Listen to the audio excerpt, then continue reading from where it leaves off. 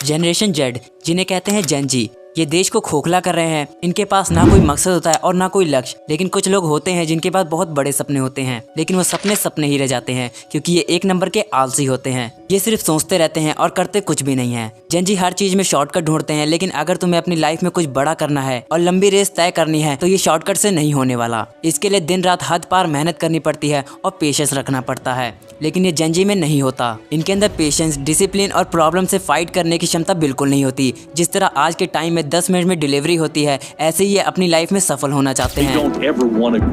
Tend to be the most challenging to work with. Gen Zers feel underprepared for a job market. The bye-bye generation. They'd rather leave a company than actually address the conflict. अगर अभी भी तुम्हें नहीं पता चला कि Gen जी कौन होते हैं, तो सबसे पहले ये जानना जरूरी है कि जनरेशन कितने प्रकार के होते हैं और उनके समय में आने वाली प्रॉब्लम्स। देखो, जनरेशन 6 प्रकार के होते हैं, जिसमें सबसे पहले जनरेशन, जिन्हें हम कहते हैं द ग्रेटेस्ट जनरेशन। इनका जन्म 1901 से 1927 के बीच में हुआ। उस समय लोगों के पास ज्यादा सुविधाएं नहीं थी, लोग गुलामी में थे, फिर भी हार नहीं मानी। दूसरे हैं ये साइलेंट जनरेशन, जिनका जन्म 1928 से 1945 के बीच हुआ। इन्होंने world war, the great economic depression का सामना किया और इसी के बीच आजादी के लिए भी ये लड़ रहे थे। तीसरे हैं बेबी बूमर्स, जिनका जन्म 1946 से 1964 के बीच हुआ। इन लोगों ने आजादी के लिए आंदोलन किया, शहीद हुए और आजादी को हासिल किया। चौथे हैं जनरेशन एक्स, जिनका जन्म 1965 से 1980 के बीच हुआ। इन्होंने कई तरह की बीमारियों का सामना किया और एक अच्छी लाइफ के लिए कड़ी मेहनत की और उसे हासिल किया। पांचवा है जनरेशन वाई, जिनका जन्म 1981 से 1996 में हुआ। इनको अपने पहले की जनरेशन के बलिदान और मेहनत का फायदा मिला। जनरेशन एक्स ने इन्हें रोटी, कपड़ा और मकान दे दिया था। इसी वजह से ये आउट ऑफ बॉक्स सोच पाए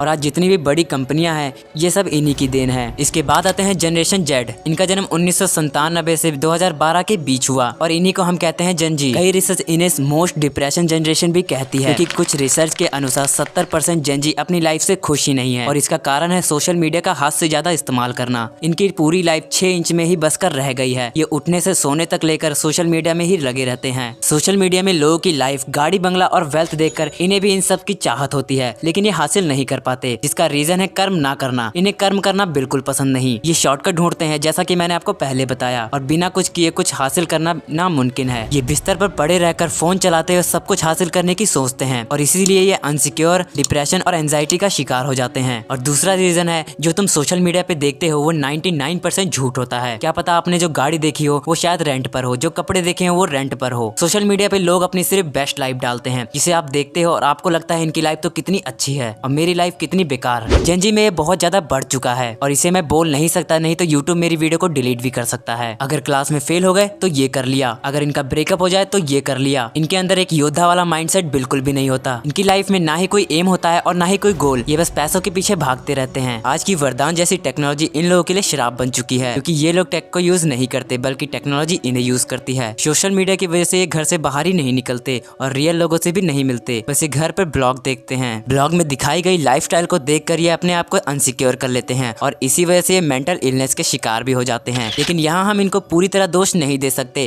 क्योंकि पहले चीजें आसानी से उपलब्ध नहीं थी। आज फिंगर पर चीजें अवेलेबल हैं। आज आप कुछ ही सेकंडों में जो चाहे देख सकते हो। पहले न्यूड गर्ल देखनी थी तो लगभग इम्पॉसिबल था। कुछ मैगजीन ही थी जिसके अंदर सिर्फ बिकनी गर्ल दिखती थी, लेकिन आज 10 सेकंडों में आप कोई भी न्यूड गर्ल देख सकते हो, वो भी अपनी पसंद की। पहले लड़कियों से बात करना आसान नहीं था, लेकिन आज इंस्टा और ओमेगल पर लड़कियों से आसानी से बात कर सकते हैं। जिसे तुम जीएफ बना रहे हो शायद उसके 2-3 बॉयफ्रेंड हो, और जिसे तुम बॉयफ्रेंड बना रही हो उसके शायद 2-3 गर्लफ्रेंड हो। और इन्हीं सब वजह से जेन जी अपने ही ट्रैप में खुद फंसते जा रहे हैं। जेन जी में एक सबसे बड़ी प्रॉब्लम है सेविंग ना करने की, और शो ऑफ में खर्च करने में तो सबसे आगे रहते हैं। इन पर एक कहावत एकदम फिट बैठती है, कमाई अठन्नी खर्चा रुपया। देखो, ऐसा नहीं है कि जेन जी मोस्ट डिप्रेशन और सक्सेसफुल जनरेशन है, बल्कि इसी जनरेशन के जैन ब्रदर्स, जेस्टो ब्रदर्स, भारत एक्स के फाउंडर एहसान शर्मा और मेहुल जिलर ने $1 बिलियन की कंपनी खड़ी की है। दूसरी तरफ फ्रीलांसिंग सेक्टर में अधिकतर जेन जी काम कर रहे हैं और ये सेक्टर 2025 तक $30 बिलियन की होने वाली है। लेकिन प्रॉब्लम तो ये है कि मेजॉरिटी जेन जी पॉपुलेशन इस तरह की नहीं है। ये कमजोर भी है, डिप्रेस्ड भी है, गर्ल्स चेजर है, बेरोजगार है, फिर भी कोई स्किल नहीं सीखती। हम अपने यंग यूथ को लेकर प्राउड फील करते हैं, लेकिन अगर यूथ ऐसा होगा तो देश खतरे में है। अगर तुम भी इस एज ग्रुप में आते हो और तुम में भी ये बैड हैबिट्स हैं तो सुधर जा,